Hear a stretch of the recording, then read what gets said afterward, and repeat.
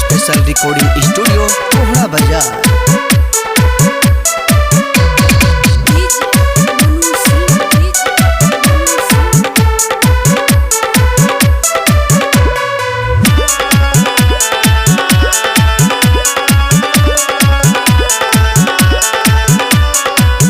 जैसन माल हमार हाल रोजे पूछे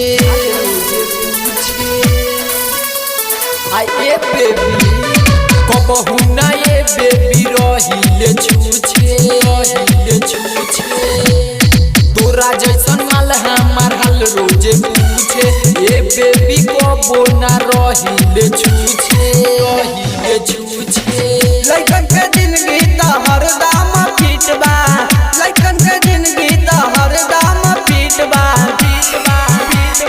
देबे तबो ठीक बा ना देबे तबो ठीक बा देबे तबो ठीक बा ना देबे तबो ठीक बा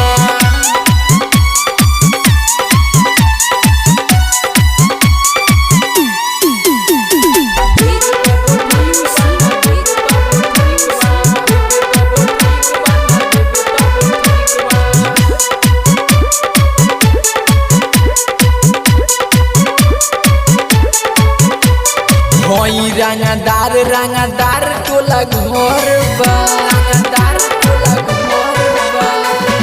जियनी मस्ती में केहू से ना डर बा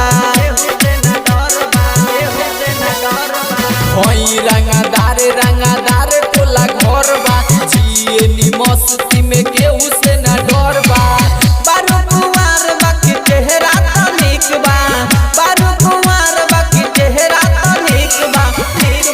देबे तबो ठीक बा ना देबे तबो ठीक बा देबे तबो ठीक बा ना देबे तबो ठीक बा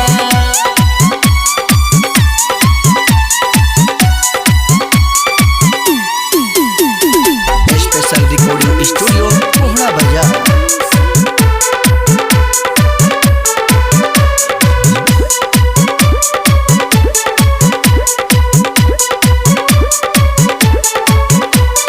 काहे तू देखावे लुए तना गुमान हुए यही ना संदीपावा तो हर समान हो काहे तू देखावे लुए तना गुमान हो संदीप सुहाना तो हर पूछी ना समान हो सूरज बिपिन कहे माली हो ठीक बा सूरज बिपिन कहे माली हो ठीक बा देबे तबो ठीक बा ना देबे तबो ठीक बा देबे तबो ठीक बा ना देबे तबो ठीक बा स्पेशल रिकॉर्डिंग स्टूडियो कोहड़ा बाजार।